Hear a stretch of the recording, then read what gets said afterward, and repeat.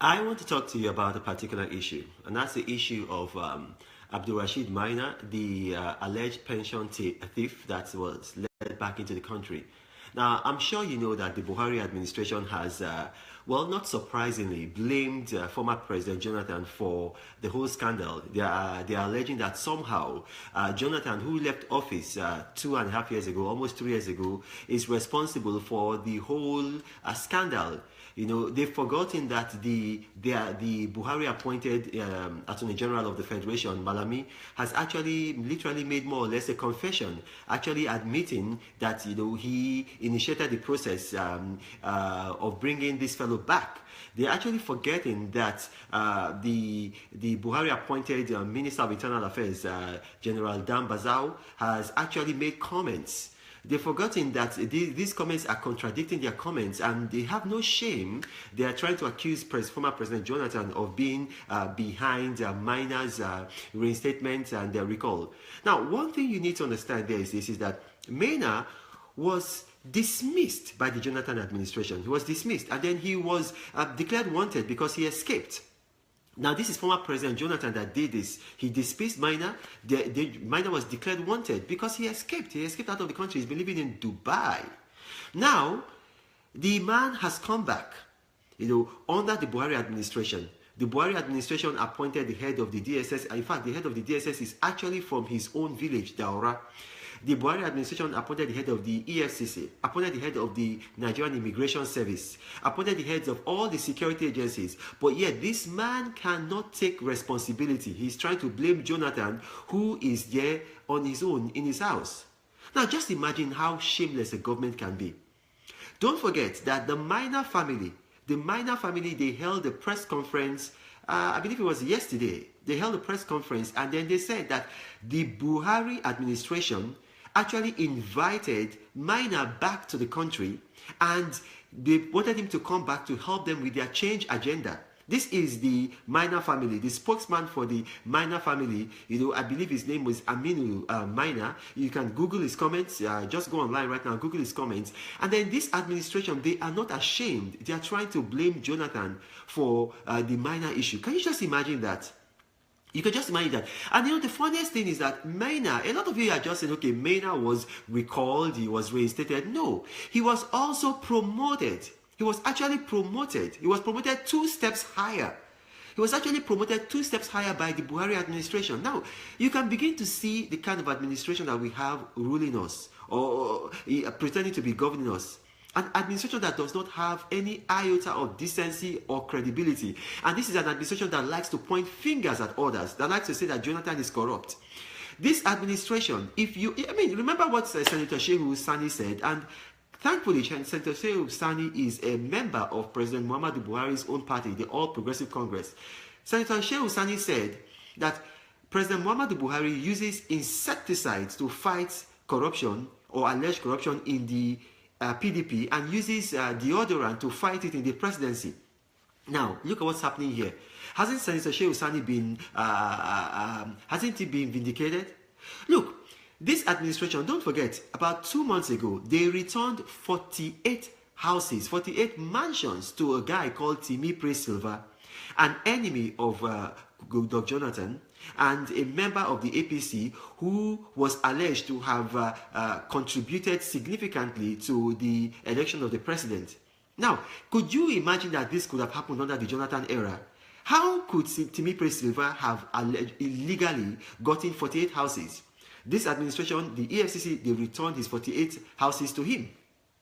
Under this administration, don't forget, under this administration, the 25 billion NNPC contract saga is there. Some people, including me, believe that Miner, that because of the NNPC $25 billion scandal became too hot, that they actually sacrificed Miner to the media so that Miner's story will come out and everybody will start talking about Miner, and then they will forget the $25 billion scam in the NNPC.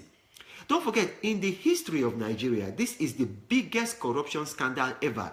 No other corruption scandal has ever been as big as this. And the second biggest was the 2.8 billion corruption scandal in the same NNPC in 1978. And guess who was Minister of Petroleum then? The same man, Muhammadu Buhari, who is Minister of Petroleum today.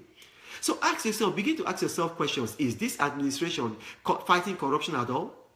Is this administration fighting corruption at all? Look, Senator Issa Misau, he just gave evidence yesterday at the Nigerian Senate. He gave evidence and he said that the First Lady, now this is not me making this allegation, it is being made by a senator, a former policeman, and he made the allegation yesterday at the National Assembly, at the Senate Probe panel. He said the First Lady, Mrs. Aisha Buhari, President Muhammadu Buhari's wife, demanded for and got 2 SUVs from the Inspector General of Police for her private use.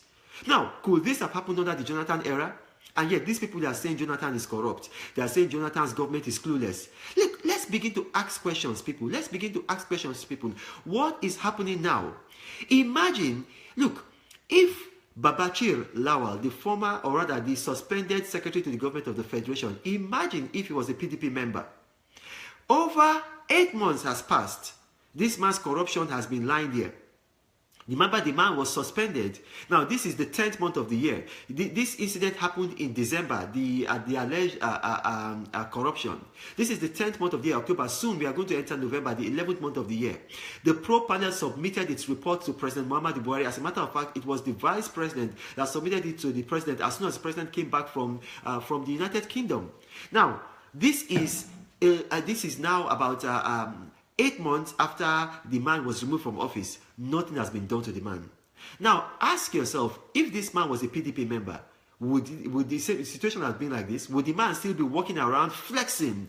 Would the man still be walking around free? Ask yourself that question. This man, the money that was stolen was money meant for IDPs. And that money was not even money that was brought by the Buhari administration. This was money that was provided by the Jonathan government, because that government was a caring government. They held a victim support fund. They invited Dangote, they invited Elumelu, and altogether they raised 58 billion naira. Money for refugees from northern Nigeria, where President Muhammadu Buhari is. This was a southerner. Jonathan arranges this money for them.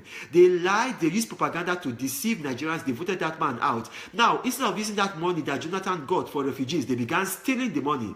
The man who allegedly stole the money, Babachir Lawal, the secretary to the government of the Federation, what has happened to him? Nothing. Meanwhile, PDP members, people close to former President Jonathan, they are hounding them, they are throwing them in detention. And you believe that this government is fighting corruption? Ask yourself questions, people. Ask yourself questions. Look, I want to ask you a question. Imagine the family of Maina. They said that the man himself, Maina, had been given DSS security detail. DSS, that is Department of State Security, they gave him the security detail. He was moving around with armed policemen. Was it Jonathan that gave him the armed policemen? Now, this is not Jonathan talking, this is not me talking. It was the family of the man. They gave a press conference. I advise you, look, don't take my word for it. Go and read the comments that the family made during the press conference. Was it Jonathan that gave them the security that Maina had? The EFCC, they think we are children. They think we are fools. On Monday, they rushed and then they sealed off the house of Abdul Rashid Maina. Let me ask you a question. Did the house run away with Maina to Dubai? Did the house run away with Maina when he left the country under Jonathan? Did the EFCC just know the address of the house on Monday? They've known this house has been there. They've known the address of the house since. Why was it when the press exposed this minor issue that they went and sealed off the house? These people, they are not sincere in their fight against corruption. We have to expose them. We have to take our country back from them. These people, they are as corrupt as corruption goes. Now look at what's happening here. Look at what's happening here. They now came out and said, oh, President Muhammadu Buhari was not aware of the reinstatement of the recall and of the promotion of Aminu Maina. This was the same, the person that said so is Garba Shehu. The same Garba Shehu has forgotten that 2 months ago, he released a statement and said that the president is aware of everything happening in his government. Don't take my word for it. Google that statement. He said that even down to minute details, the president is aware of everything happening in his government. Now, Garba Shehu, I'm asking you a question. Was your first statement that you made 2 months ago correct? Or was the statement that you gave 2 days ago correct? Which one is it? You see, when you lie and lie and lie, you begin to forget what you have said yesterday. And you begin to contradict yourself. This administration is so corrupt from top to bottom. All the people surrounding the president, look at them. Look at the corruption allegations that have been leveled against them. What has been done to them? What has been done to them? They keep on hounding former President Jonathan, the former First Lady, PDP people. What has been done to these people surrounding the president? What has been done to Babachir Lawal? What has been done to Mena? What has been done to Baru? Imagine the former CBN governor made allegations against the then management of the NNPC that about 12 billion was not reconciled with the federation account. It took former President Jonathan 2 weeks, only 2 weeks, to set up a pro panel. As a matter of fact, there were 3 pro panels. There was one pro panel that is set up. Then there was another pro panel that is set up with a member of the APC, Nuhu Ribadu, and they made him to head that pro panel. Then there was a third panel. This one was not a panel. It was an independent forensic audit that was given to PricewaterhouseCoopers to find out where that money had gone to. Now, ask yourself, 25 billion, that is double, more than double what the former CBN governor alleged was not reconciled with the NNPC under Jonathan. Now, more than double that amount has been said to have been awarded without due process. The man just sat down. They gave contracts to who they want to. You come, contract. You come, contract. And then it has been exposed now. Has a pro panel been set up? This is a man that says he is an anti-corruption fighter. Has a pro panel been set up? If it is to arrest and to hound members of the opposition so that they cannot talk, that's what they will do. Can you imagine about, was it last week? Last week, the Director General of the Voice of Nigeria, Osita Okechukwu, who is meant to be speaking for all Nigerians, this is a Director General of the Voice of Nigeria, was insulting former President Jonathan, telling him to shut up, not to talk, otherwise they will expose him. What kind of government is this? A man is talking, he is exposing corruption, he is exposing lies. You are telling him to shut up or you expose him. Are you a dictatorship? Are you a dictatorship? Is this what has happened to Nigeria? President Jonathan, former President Jonathan signed a Freedom of Information Act. Nigerians are entitled to information. You cannot be threatening Nigerians, a former president, not to talk. Look, this country is going down the drain. It is not a matter of PDP, it's not a matter of APC. This man, Muhammadu Buhari, is completely inept. The man is completely inept. The man lied to you, Nigerians, that he had to go and borrow money from a bank to pay for his APC presidential nomination form in 2014. It was later that we found out that all his children were schooling in England. He had about 4 children schooling in England. This was a man who said that he had to borrow money to pay for the 5 million for the APC presidential nomination form. Who was paying the school fees of his 4 children that were in England? Who was paying the money, the school fees? Do you know how much it is to? I schooled in England. Do you know how much it is to school in England? It will cost your parents about maybe £100,000 a year. Who was paying for that amount? Look, don't be deceived, Nigerians. Begin to see this man for who he is. Let us expose this man. Ask questions. Do not allow. How many of us can they kill? Can they kill all of us? Can they arrest all of us? Let us begin to ask questions so that in 2019 we remove this inept and this corrupt government. Thank you for listening to me. God bless you.